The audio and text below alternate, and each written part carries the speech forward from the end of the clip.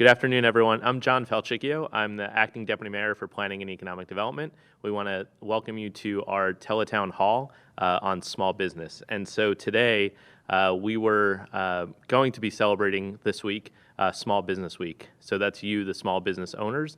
And what we wanted to do, instead of just having a presentation from folks in government or folks who study small business, we wanted to actually highlight some small business owners.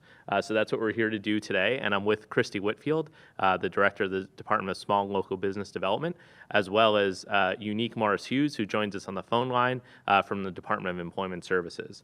But we also have with us on the screen, as you'll see, if you're tuned in on Facebook, on Twitter, or watching on Channel 16, some of the business owners that make DC what it is. And so I want to just bring them into it, and that is Virginia Ali and Veda Ali from Ben's Chili Bowl, Renata from Black Squirrel Company, Andrew from Call Your Mother Deli, Michael and Harrison from Compass Coffee. And we're going to hear a little bit about their stories about how, since coronavirus came to DC and since the start of the pandemic and the public health emergency that followed, how they've been able to pivot.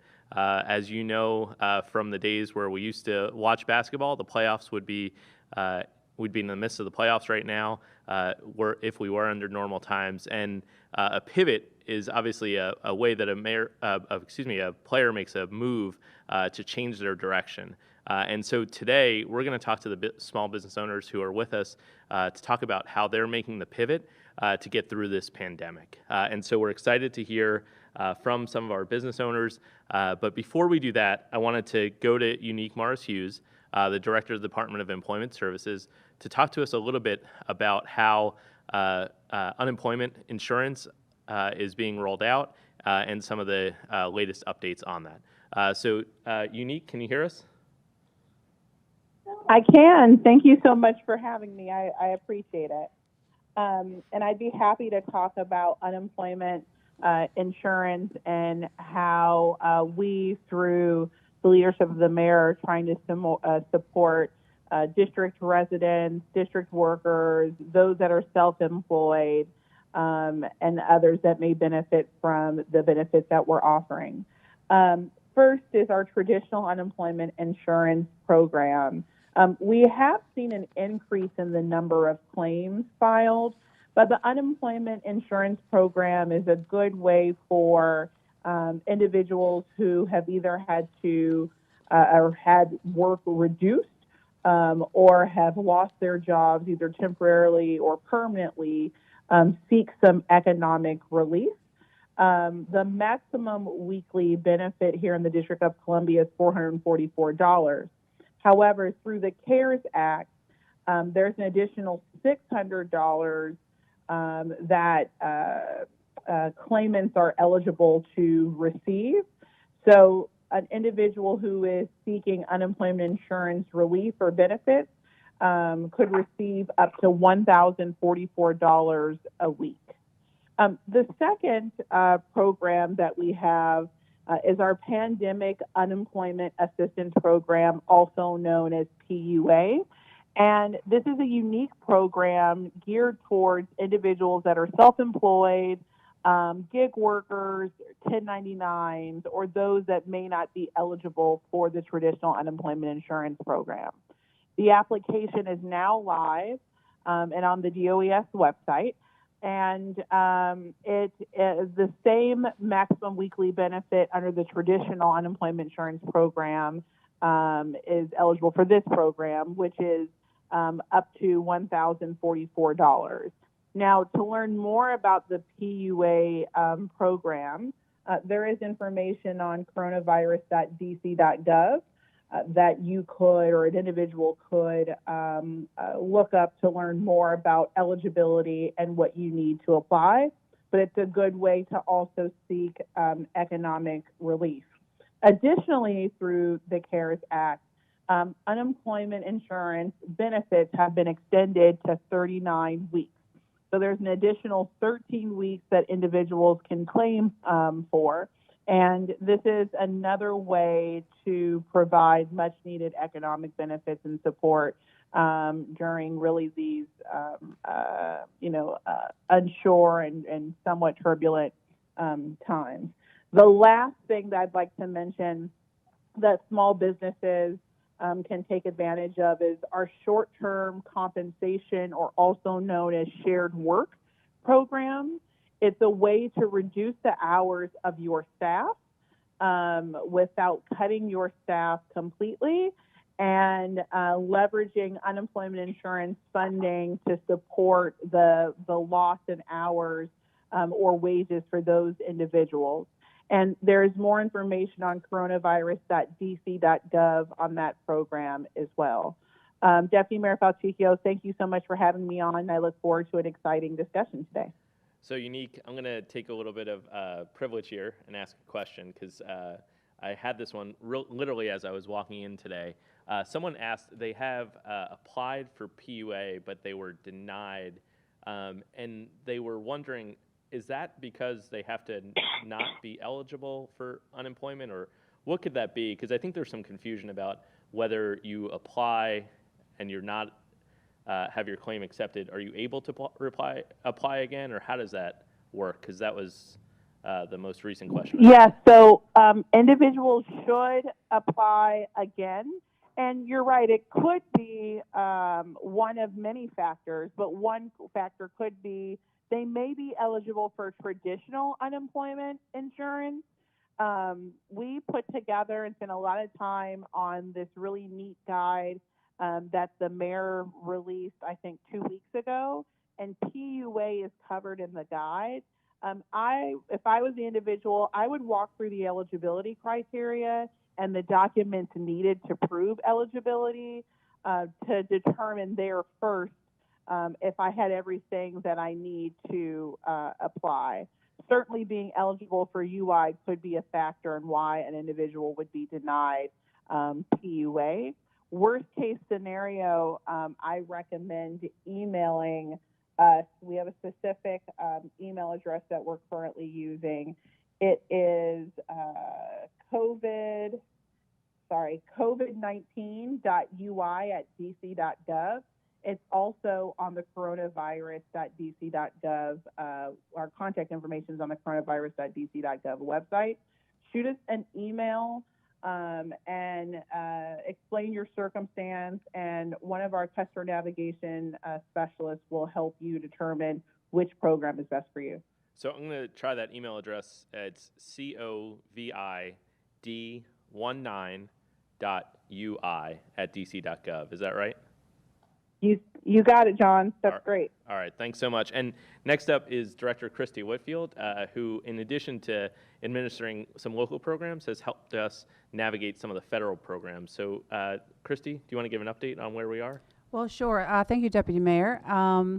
So good afternoon, everyone. So DSLBD, the Department of Small and Local Business Development, every day our team is working with local businesses to help figure out these uncertain times. And, as the Deputy Mayor said, this is supposed to be Small Business Week, and we decided that it is still Small Business Week, and we like to say it's always Small Business Week for us. We are working to help small businesses figure out and navigate the SBA resources, which are, we're working in partnership with the SBA. There is still some PPP resources out there, the Payroll Protection Program, the EDIL, SBA, disasterrelief.sba.gov. We know that sometimes people are hesitant to ask for help from the SBA, to ask for help from government. We want people to know DSLBD is here to help you navigate those resources in partnership with the SBA, in partnership with the SBA lenders that are working very hard to try and get people the help that they need as you're figuring out if these resources are right for you.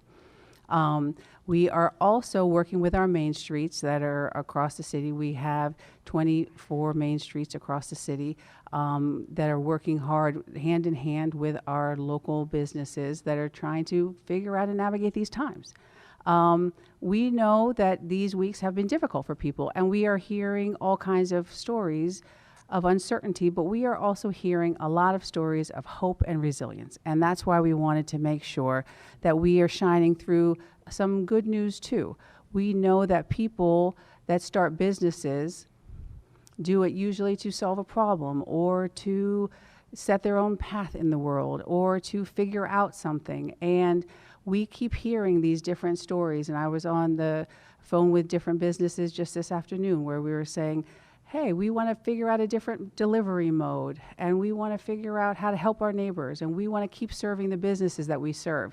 And so this week for the TeleTownhall, instead of kind of gloom and doom, because sometimes it's scary, we wanted to really highlight businesses that have been through different types of trials and tribulations or who are figuring out these uncertain times together. And so we've got 4 businesses on the phone behind us. And so we've got Ben's Chili Bowl, who has been an institution in the city for decades now, Black Squirrel Company, Call Your Mother Deli, and Compass Coffee. And so we were going to start with Ben's Chili Bowl because they've been with us the longest of all the companies on the phone. And Mrs. Ali and her daughter, Vita, hello, good afternoon. I'm turning around, but I guess they're behind us.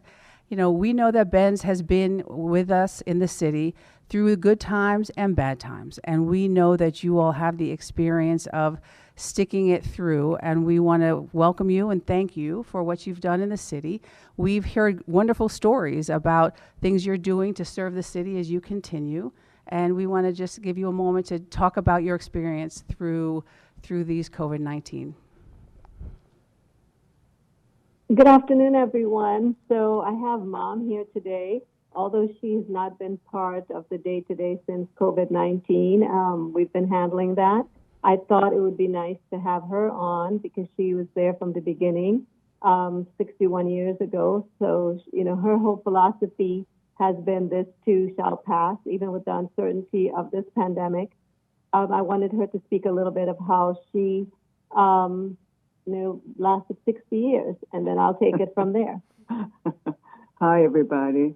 Yes, we opened on August 22nd, 1958, and my 61 years at Ben's, we've seen many, many challenging times, but we've always had that philosophy that this too shall pass. And of course, we are now in this beautiful city with an amazing mayor, and together we will get through this. So one of the things in what we realized once this COVID-19 became an actual pandemic, because at first we were all taking it a day at a time, and once we noticed it was serious and guidelines have to be followed, and the uncertainty of how long it's going to last, we had to pivot because we were known as the gathering place, and everyone wanted to come and sit and dine, and we switched to we added we now can do delivery services through Grubhub and Uber, and you can order online. We do curbside. But one of the fascinating things to us was, as we were gathering our thoughts and figuring out the next steps, it's working with the team members and asking them what works best for them. Some prefer to stay at home because they had young kids and lived with elderly. So we just came together as a community, just like as a larger community of what we're doing, and that's how we'll get through this. And we found that the community contacted us saying, how can we give back to Ben's? And through that, we said, you know what, every dollar that's given to us, we give it back to the first responders and healthcare workers. And we have found that just that care given to give and to receive is what how we'll make it through. And I think it's heartwarming to see how a city can come together during a pandemic and just know if tomorrow is not hopeful or you're not sure of the uncertainty of what's to come, know that together we will get through this. Definitely. Well, thank you for that. This is John, and I was at Ben's Chili Bowl last Saturday, and Mayor Bowser asked me when I went, was Mrs. Ali there? And I said, no, she wasn't. And she said, good, she better not be. She better be home, staying away from, the public because of the pandemic. So tell us, that's got to be hard though too, Mrs. Ali, for something that you've built over the years. How do you stay in touch with the folks that you've met over the years in this trying time? So she has sinus issues, so she can't hear. So, Mom, this is John. Last Saturday he came to the Chili Bowl, and the mayor asked him, "Were you there?" And he said no. But he said, "How are you dealing with not being to be at the Chili?" The most difficult part of this for me is not being able to go to the Chili Bowl. I was going every day. It never occurred to me not to go. When a couple of weeks ago, my son said to me, "Mom, you're approaching your 87th birthday. If you get this virus, you won't survive it. Would you please go home and stay home?" And he threatened Vita to be sure that that she could keep me here, take my car keys, flatten the tire or something. So I miss it so much. I miss meeting my community and greeting my guests and getting many hugs, and now we can't even get close. But I'm looking forward to returning. I certainly expect to return when all this is gone. So thank you so much. And John, to answer that too, one of the questions that were asked of us, how would you know when things are back to normal, whether it's a new normal or what the future holds? We say, when Mom is at the Chili Bowl again, that's how we'll know we're back to normal. Amen. And I will know that from our mayor. Amen. Now, you've availed yourself to some of the programs too. So you looked at sort of PPP as one option. How did you decide what program would work for Ben's? That's a very good question, because honestly, we appreciated the federal assistance, but at first we didn't quite understand the guidelines. To us was a little bit confusing. So we turned and to the family, and we just kind of said, okay, what do we anticipate? What do we think we're going to need? And the PPP made the most sense when we saw all the different types of assistance, and we went with the PPP. The first round, we did not get through as many other small businesses, and it looks like we were approved for the second round. And so we're still waiting to see the amount and so forth. But the good news is we did get through for the second round. So we're just thankful that the assistance is there. I think what will be interesting is to see, the future of that, because it's still some uncertainty of what's forgivable, what's not, and the timeline and so forth. But at the moment, just having the assistance is what we're thankful for. It's proved, yeah. Yeah. Well, thank you. And, Ben's Chili Bowl is the story of DC, so that story of hope and resilience is one that we really wanted to hold up today. So thank you for joining us. Next, we're going to go to Renata from the Black Squirrel Company. And Renata, tell us a little bit about your company and how you've been navigating the pandemic. Hello. Black Squirrel Company, I'm split between two spheres of design. I do graphic design, help people build websites, and also logos and flyers. But then the other side of my house, I also do personalized home goods and small personal goods like purses, small accessories, earrings, items like that. So my pivot, I guess, actually came to me. It was about the first week of pandemic, and I started stressing out, and I was like, oh my God, how am I going to have sales? We had events planned, and I started getting cancellations about the events. I vend at usually big events. And I started to panic, and I actually talked to a family member, and they told me, the best way to calm yourself down is to stop thinking about yourself and give back to somebody else. So I started making masks for DD Medical Center, which is on the Eastern Shore. And my husband took a picture of me as I was working and as my daughter was playing with the scrap, and I just started getting requests for masks. And I said, well, if you're a first responder or you can work on the front lines, like grocery store workers, I didn't care. I made masks and I sent it to them. But then I started getting a lot of people that said, this is like probably the second week, the final week in March. I started getting requests and people saying they would pay for them. And one day I got 20 requests, and then I realized, Bernardo, I had to build up my website. So I switched around my website and I built it out so that people could start purchasing masks. And actually that money funneled back into the donations I was making, which became self-sufficient. And I just continued to create masks and send out donations weekly to people that requested them, and still doing it today. I have 4 more that I have to send out today. So it was less of a pivot, but more of a stabilizer mentally for me. Yeah. And when you said you had to kind of update your website, how'd you go about that? How'd you know how to navigate that, especially as people are so scattered right now? How'd you figure that part out? Well, I do that for customers. So I had already that in front of mine. I had working experience doing it, but my website was originally just a portfolio. So if people wanted graphic design services, they could contact me, but they could also see my online portfolio.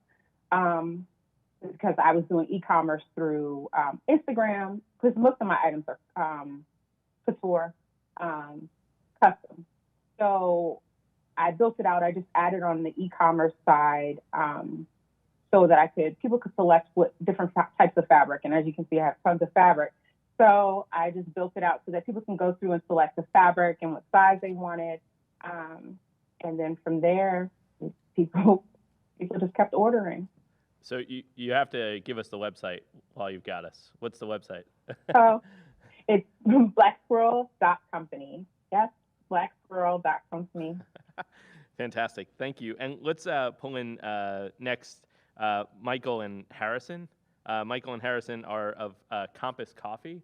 So let's hear a little bit about kind of how you all have weathered the pandemic and any of the pivots that you may have made.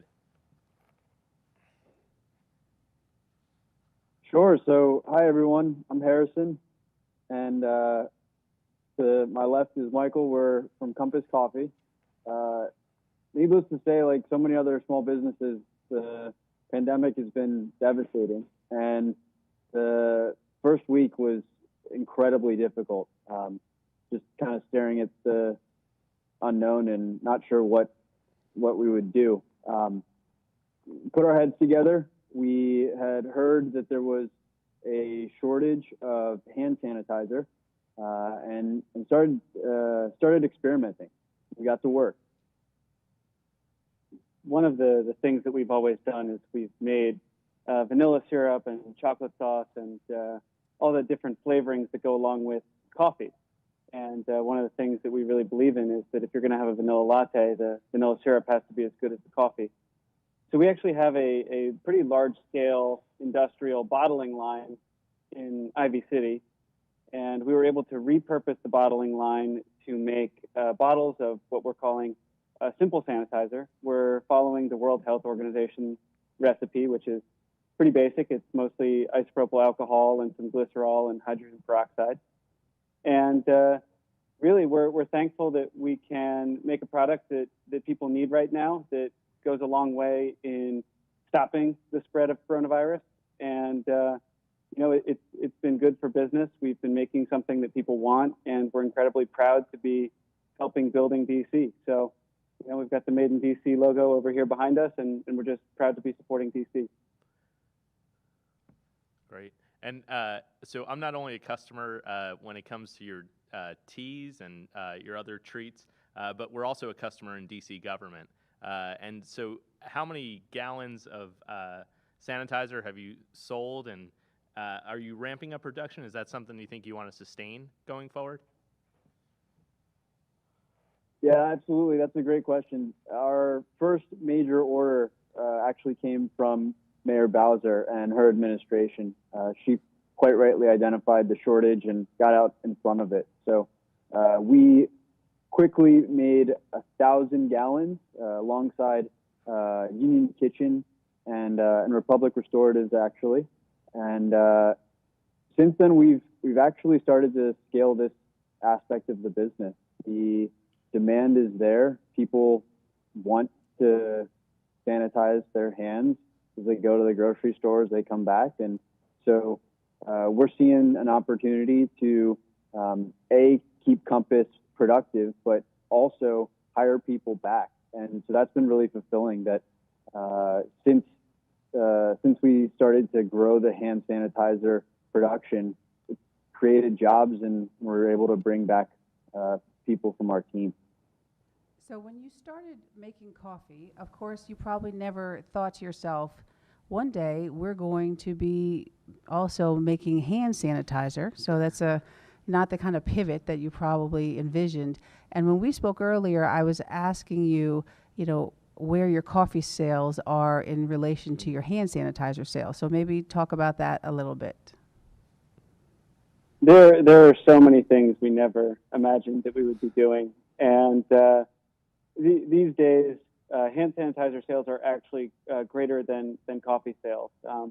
We've closed half of our cafes. Business at the locations that are open is significantly down. It's a pretty difficult time for any sort of physical restaurant coffee business. And having this pivot to hand sanitizer, as long as there's a need, we're going to keep making it. And we're very thankful that we can contribute in this manner. So, thank you. Great. And then I think you guys have also have applied for some different types of support. Talk about the types of support that you've used during this pandemic. Well, first off, I'd like to thank the DC government. We've actually received 2 grants. We received the Robust Retail Grant back in March, and I'm pretty sure that we got approved for the COVID grant at the beginning of this month. Still waiting on final details on that one. But basically, the 2 DC grants have been very helpful. And we're working with our bank, Eagle Bank. They're a great local bank, to finalize the details of a PPP loan.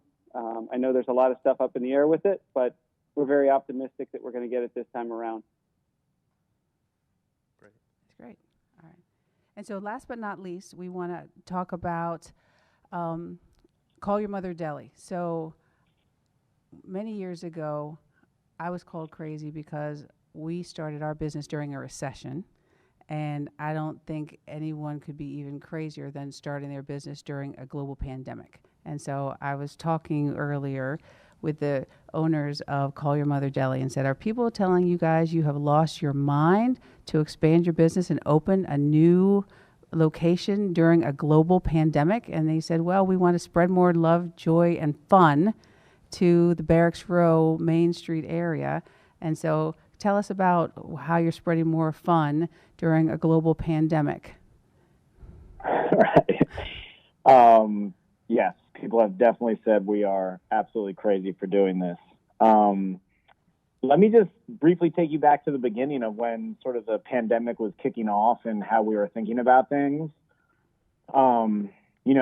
It all hit pretty quickly, and, you're getting advice from sort of a million different, angles at the same time. And most of the advice we were getting was, hoard your resources, hoard your cash, tell your staff to go on unemployment. And that just didn't sit right with us. We spent years and years and years building a company culture that is based on fun and family, and we truly believed in that stuff. So we basically took a step back, and our master plan, if you will, was we're going to pay people as long as we can, and we don't know how we're going to do it for more than 2-4 weeks at a time, but we're going to take it a day at a time. So our great pivot was just, let's keep people paid as long as possible, and if we go down, we're going to go down together. So we closed for 2 weeks and just said, okay, how can we operate safely? So we did some test runs at hospitals just to see, could we produce bagels with the skeleton crew?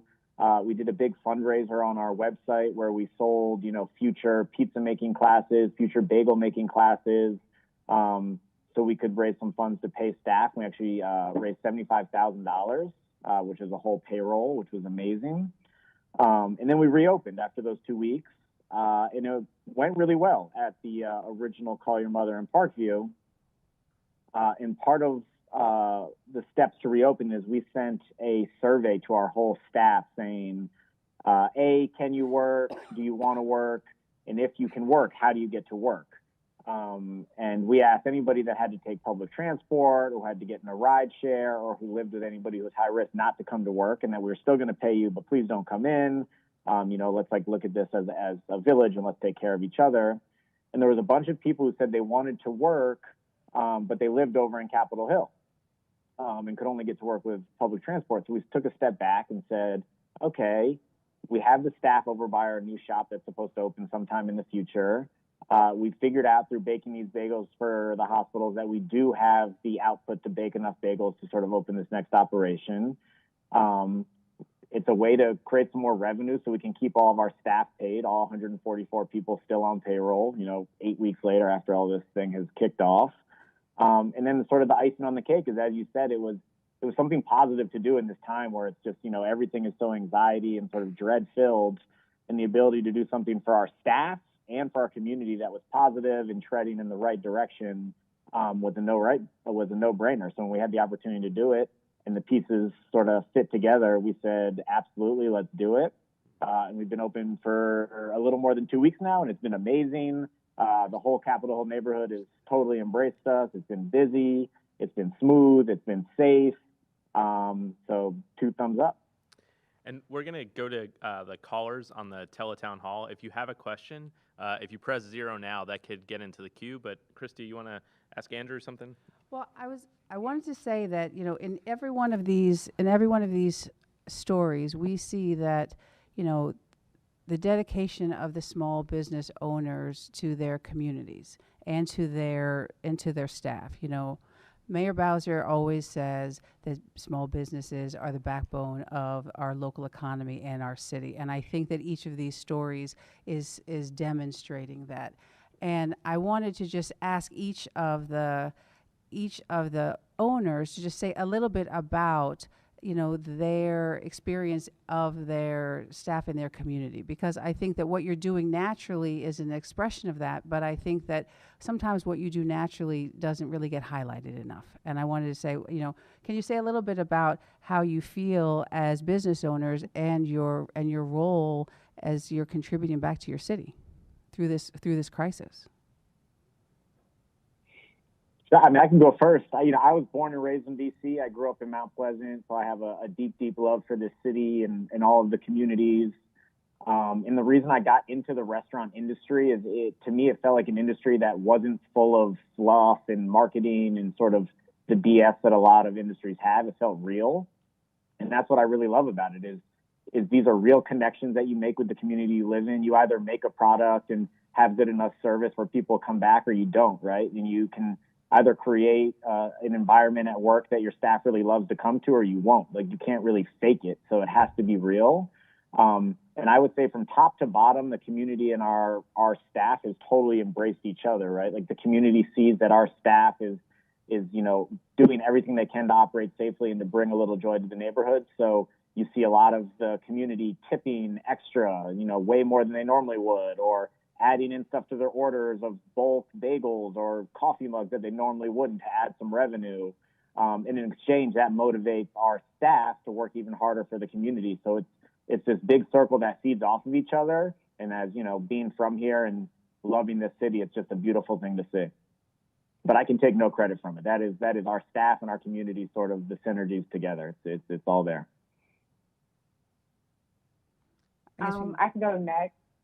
Renata with Black Squirrel. My first customers were actually my neighbors. I live in historic Anacostia, and some of my first really large orders were actually my next door neighbor and a neighbor a couple doors down, and that spread to other neighbors right here, a couple blocks from me, and then just word of mouth. A blessing. I get excited when I see my neighbors go by and they have my mask on.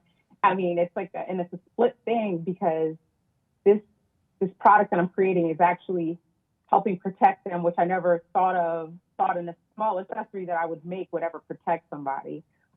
So just when my community invested in me, that gave me more confidence. It definitely helped helping during this epidemic. Just especially as a small business, just to have someone write to me when they put in an order and they write and they say, hey, your neighbor referred me, and just to see it grow from there, from Ward 8 to Ward 7, and it's like a natural growth, and a lot of it was word of mouth because I'm not doing advertising at all. All right, Renata, you have to do advertising. We'll talk about that later. But let's see the Ali's. So, Mom, I don't know if you want to speak of this, because we're just carrying on the legacy that Mom and Pop started, where the team members and the guests are treated as family. And when this happened, just like Mom did in the past, we sat with them and we said, we're in this together, kind of like what Andrew did. It's like we're in it together, we're family, we're going to get through this together, whatever that means. They looked at us for that hope, and that they trust us to and believe in us from our actions of 61 years, that we take care of our team members. And that's critical during this period of time, because you're nothing without them. They're the ones that take care of everything. And I always, I hug and bless them and thank them every day, because without them, there would be no Ben's. And I think as long as we continue to take care of them the way we have, I think that's going to be the survival of Ben's. Last but not least, Compass Coffee.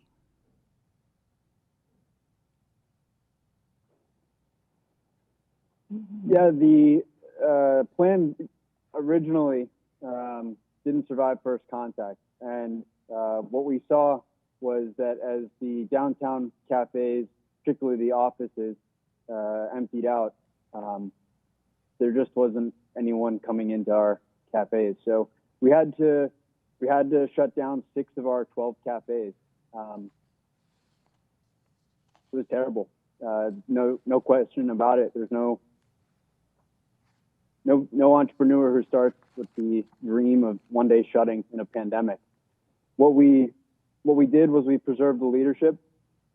Fortunately for cafes that are in the neighborhoods, we're able to still have customers come in, still able to operate grab and go, and tried to find a new business model. Like Michael was talking about earlier, we pivoted to making hand sanitizer so that we could start hiring people back as best we could. And fortunately, we're again hiring. We're long-term optimistic, and we think that Compass will be strong as we emerge from this. But yeah, it's been a real challenge for us, and every day is a fight. Great. Well, why don't we go to the phone lines now? Our first caller will be known to many, and that is Mark Barnes. Mark, your line should be open. Mark, are you still there? Yeah, I'm here. All right, Mark, your line's How you open. doing? Hey, Mark, so the Ali family, I told them that I was at Ben's last Saturday, but this Saturday, I was actually at the park picking up my dinner. So how's that been going for you? And you told me a story about how you had to sort of adjust because you hadn't done online orders before. I know you had a question, but before you get to that, tell us how you kind of approached reopening. So when we first started, we looked at everything and we were like, I don't know if that's as much of a platform for us as we thought it would be. There are a lot of challenges, with dealing with the new models. We had never done to-go before, or curbside or anything like that. And we were trying to pay attention to what everybody else was doing. My numbers were pretty high. They were 75,000 for the weekend. But the challenges that go with it, for most people, are going to be really, really, really hard. That was our growth. It cost a lot. It was a lot of people.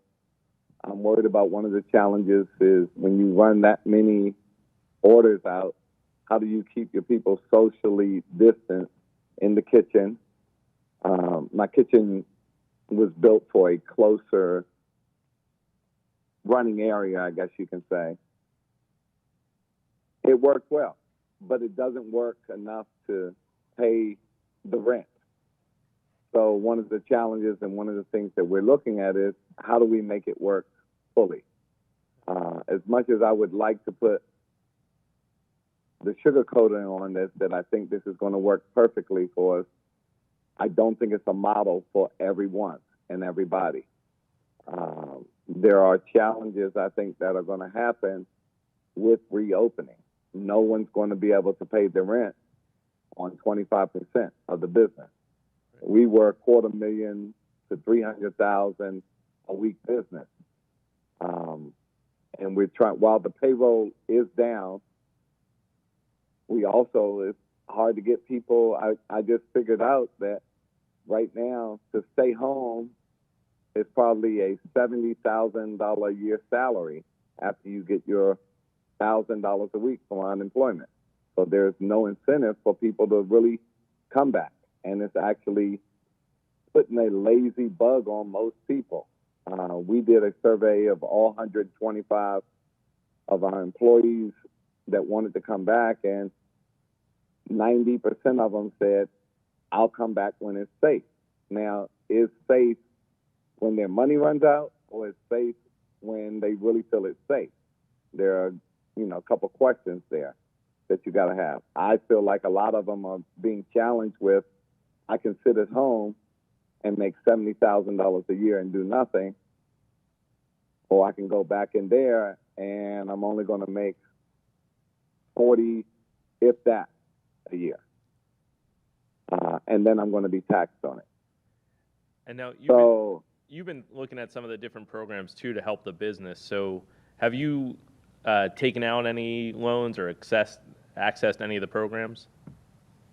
we have, and we've got we did get two wonderful grants. I apologize that I'm not the person that knows the grants that we've got. There was one that we had actually applied for before this happened that we got from the city that was very helpful. And I believe that was for $7,500. And then there was another one I believe that we got after the virus started, and that was for $10,000. And then what about any of the federal programs? Are you working on any of those? We have gotten the PPP. It wasn't for as much as we wanted it to be for. A lot of some of our people are 1099 people, and they ask us not to include those people. It helps. The question is what happens if it was an 8-week period? We were afraid to sign the papers at first, and I told Renee to go ahead and sign the papers because it's going to be whatever it's going to be is what it's going to be. But the challenge is if people aren't allowed to be out on the street yet, if people aren't allowed to come back to work, now you're charging me with this time before. So I think there's going to have to be some investigations on how this best works and best serves its purpose on getting people back up and going. If we're just delaying and creating more costs at this time and moving them further into the year or into next year, that doesn't work. If these are loans that can be adjusted, especially the PPP, so that people, in fact, can use them when they need actual workers to be on board, that's when it works for us. Because if I put everybody, first of all, I can't bring everybody back today because they won't come back. They don't feel like it's safe. And it was a challenge getting some of the people to come in here. And the last thing we want to do is be included in what we think may happen, and that's those 2 o'clock, 3 o'clock lawyers that get on the phone and get on the TV and say, hey, were you ever forced to come back to work because at a dangerous time for PPP? Call us at Greenberg and Betterman and so forth. We don't want to be part of that. Now, so Christy's been helping. The one thing we're doing is getting everyone to reapply so they are applying to work here. And that means that you want to work. We're putting up all the signage around the whole building. even on our televisions inside, so that everybody understands. Please stay, the correct distance. Please wash your hands. Please to do everything. And anybody who doesn't feel comfortable, we don't want you to work. Yeah. And there is, nothing negative on your record because you didn't feel comfortable. Yeah. And thank you for but sharing. we're working. Yeah. We're working on this. I think it's going to be a challenge. I think it's a lot for the city. But I think the thing that most of us need to realize is that this is in no way the city's fault. None of it. It is going down a new road. Our first night open, we thought, we knew most of this and the way that it would work. And it took 3 days for us to get it all in order. And we're still getting it in order. It's getting better every day. But sometimes, on that first time when somebody comes, because we had a big, crowd, we may have put a bad taste in people's mouth, and that may not bring them back. Hopefully we answered all the calls that came upon us afterwards, and, the thing, I was missing this, or this was wrong, and this. I'll never go to a drive-through and complain about them again, because I do understand what they go through now. Mark, this is but there are a lot of challenges. And there are a Mark, lot of challenges for the city. I think the most important thing is that the news and everyone else needs to understand when we say we're all in this together, that means we're not here to fight. That means we're here to learn and not to point fingers.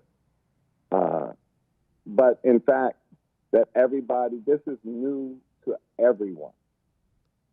It's going to leave a bad taste in some people's mouths. This wasn't done. I didn't feel like this was done for me. I've got a big challenge. I don't really want to be at Wells Fargo anymore. I had to go with a smaller bank who really helped us, and that's Capital Bank. And they were really helpful. And we had business with them before, but we were still putting our $13 million through Wells. And I can honestly say Wells doesn't care and didn't care. They never even reached out to us. Now they bank or anybody. As soon as we started, and we got in there through some other friends of ours, as soon as we started talking to Capital, they responded, they did everything. So I've got to say, they were very helpful. And we've got to stand behind some of these smaller banks now once we do get back out here. Mark, this is Christy. I got to tell you, when you're talking about figuring it out as you go along, I was talking with another business today. I was talking with Soul Spice, and they were a small, they were a restaurant, and they're now an online bodega. And they were saying, gosh, when we first moved to online delivery, we got some things wrong. I think your sentiment about us all figuring it out together, I really appreciate that, because I think that's right. I think we know that there are a lot of lessons that we are learning along the way. And I think that when even seasoned business people like yourself have to go into this uncharted territory where we all are in together, I think that we are seeing, and what Soul Spice was saying to me was that the environment and the sentiment around the city is receptive to that fact that we are figuring these things out together. And customers would say, okay, well, maybe we're figuring these things out together, and we all have that same attitude. And I appreciate that. And I think I want to say I think the panel also has said, like, gosh, we're figuring some of this stuff out. This hasn't always been the best of times, and maybe we're hitting these bumps around the road. When you're building your business, when you're pivoting your business, there are things that we all have to kind of maybe, lessons, the education that we are getting together isn't pleasant. None of us asked for this, but I think that we are making ourselves stronger as a city. And I think the reason that we wanted to have this conversation together was to say that we do have these glimmering moments of light where we can come together and have these positive messages. Great. Let's go to the next caller. It's Julianne from Ward 2 and O Salon. Yes, correct. Great. So we've been in Georgetown now for 20 years. and we've been shut down now for 7 weeks, and not like every previous quarter, we have nothing, no revenue, zero. We're a hair salon. We cannot sell anything. I mean, they told us, you see it on TV, you can sell some color. Well, in the District of Columbia, you're not allowed to sell peroxide with color to customer. You need to be a licensed hairstylist to use a 20% peroxide. So I don't know how people have been able to sell it because you can't. And the sales, we have tried to support it us by buying some gift cards, but I can tell you myself for the month of April is less than $1,000. That's pretty much what we got. And I have 11 employees, and so far we have fought to try to get PPC like everyone else. We received PPC from PNC just this past Friday, so we're waiting for the money. It's not what we ask either. It's much less than what we were supposed to get. And we did not receive any grant from DC. We did not receive anything else. And I have not laid off any of my employees. And I have paid them. And right now, if the city doesn't reopen, I don't know how we're going to survive, because we have a hair salon where we have 3,000 square feet and 20 chairs for only 6 stylists.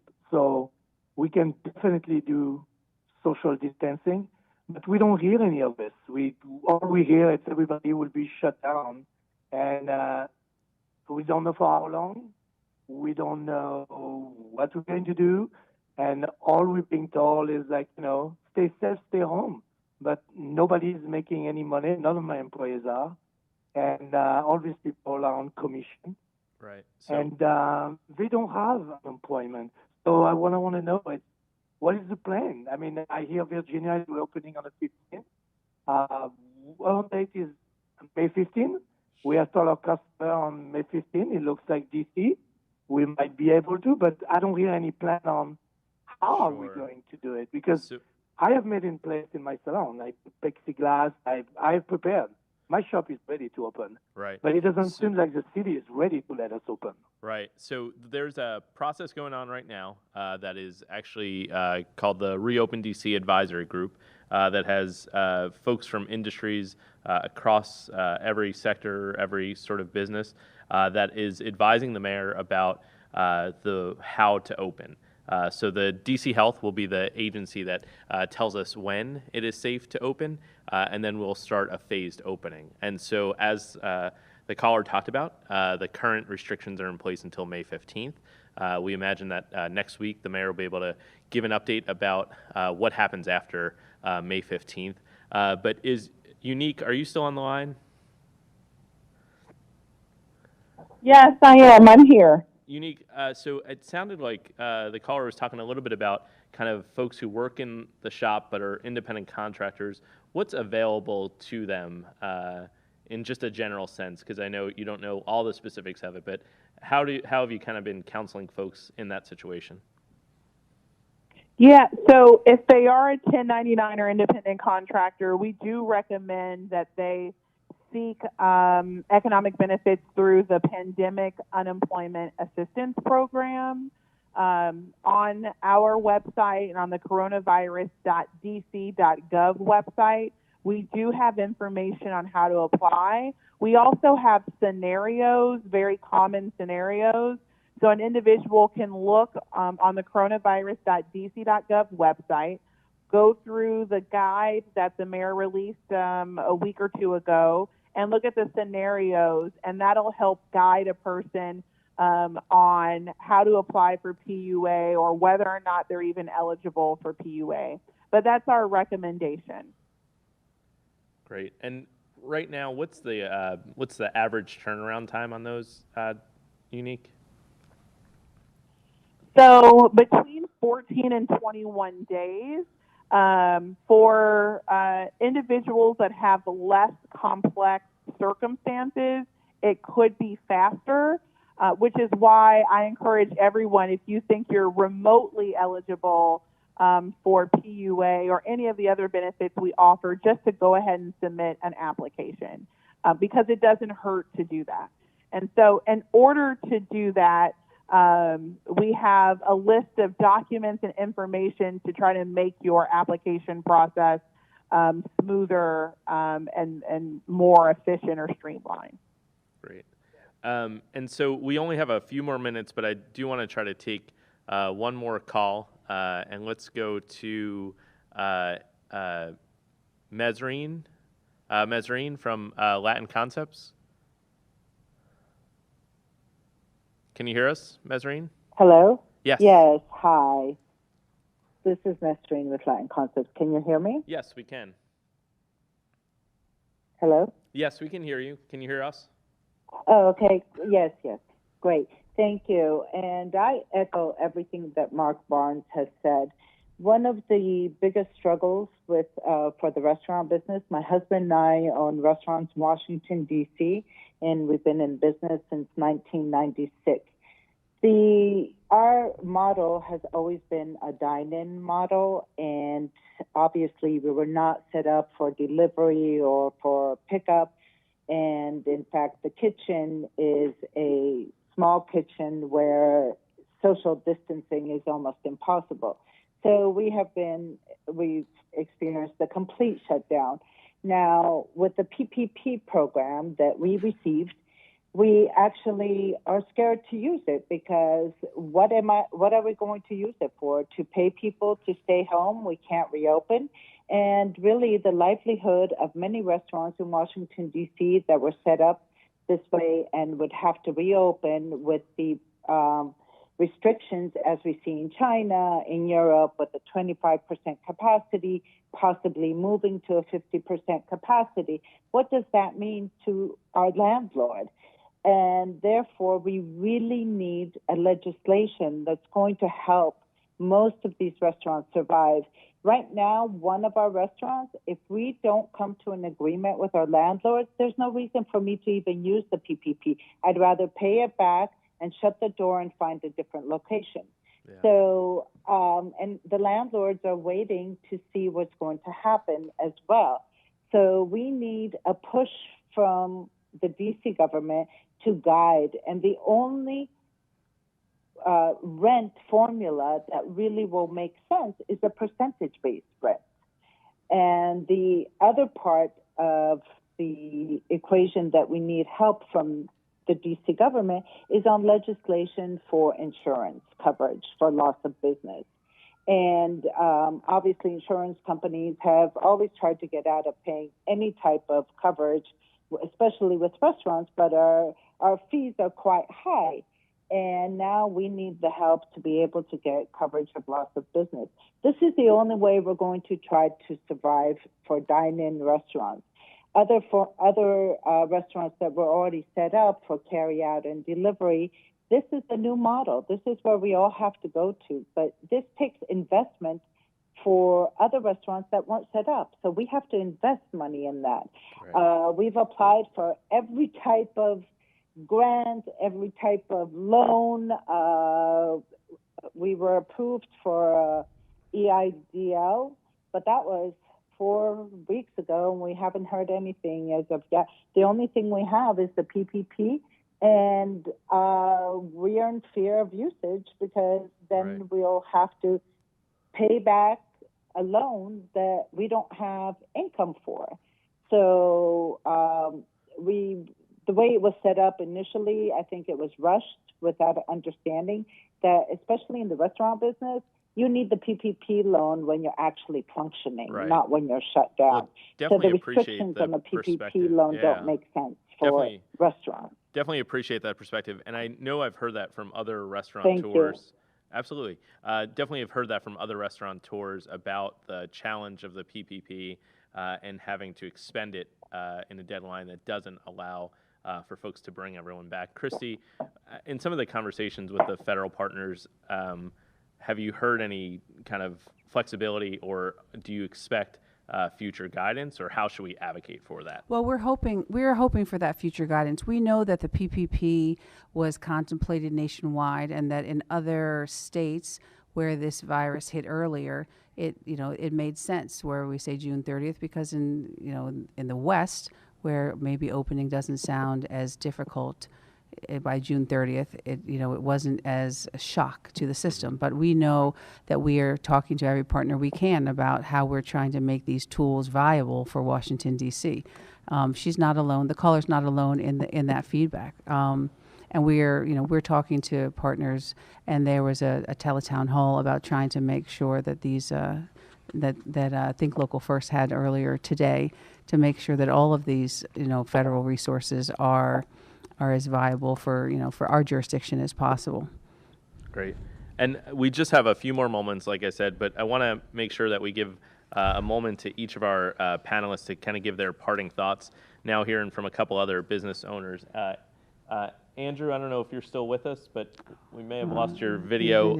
No, I'm here. Oh, you're here. Okay, great. We lost your video, but we can hear you. Oh, no. It's okay. You want to give us any? You're back. You want to give us any final perspective? Boy, yeah, we're still waiting on our PPP, so I don't have a ton of stuff to say on that. But I do want to second the sentiment about supporting our local banks. We are also switching to a smaller local bank, National Capital Bank. These are the banks that are going to sort of help the community get through this and support us, and they're going to be the backbone. They're going to be the ones helping us, not the Wells Fargos and those big banks. So definitely that. And outside of that, there's no way through this thing except through the wall. So we got to keep chugging and staying positive and looking for solutions, and fingers crossed we get through this thing sooner rather than later. Great. And then Michael and Harrison? Absolutely, Andrew, you're right. Like, we got to just keep powering through this, staying optimistic, staying positive. I've got a lot of faith in the DC government and the mayor's coalition figuring out when we're going to open and how we can do it safely. So, we're excited to go back to making coffee, and just really excited to get back to opening all our cafes. But please keep making that hand sanitizer, because we need it. Thank you. And then Renata, so I was on your website while we were listening to the town hall, and I see that there's a DC flag mask, which is very exciting. Yeah. But then also there's a mask of a symbol that I'm not really that familiar with. It says Ravens on it. What is that? All the Redskins sold out. Oh, I see. That's funny. That's funny. But you're I wanted to actually encourage. I did something that I actually applied for a grant that the city offered 2 years in a row, the Dream Grant. And so during this pandemic, when I had to go by and go and purchase things that have like tripled and quadrupled in price, the Dream Grant helped me do that. As a recipient, I had to write up, show a business proposal. So for the small businesses where, it's just, I think it was like 5 and below employees, like, definitely go to the government, go to DC's website, and DSLBD, I believe, and like look at the grant, apply, because it definitely, it kept me going. I wouldn't have been able to make those purchases. I would have stopped after the first time I sold out. I would have had to stop because the price was so much higher to even purchase, to keep running, purchase and re-up. So I definitely, I want to thank the city, of course, but yeah, encourage small businesses to just, us itty bitty ones, to apply, connect with the city. I know it's scary, but yeah, definitely connect. You don't have to be, have a large staff. You don't have to, it could be just you. I encourage you, make that jump. Yeah, definitely.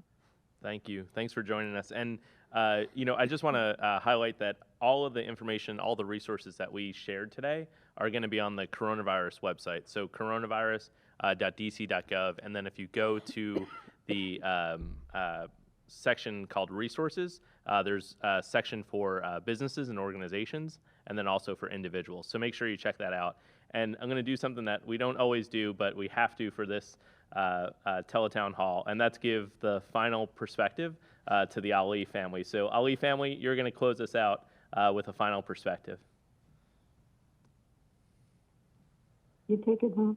You have the final thought for the town hall meeting? Well, this has been wonderful to be with you today, and I must say that we will take it one day at a time, and we will learn as we go, and we will learn what a new normal will be. But in the meantime, I believe very strongly, deep down inside, that we will get through this together. Thank you. Rita? Yeah, I just ditto to what you just said, and thank you all for giving us the opportunity to share our thoughts. And it was great being part of this and inspiring for us to keep, as everyone is saying, keep hitting that wall and keep moving forward.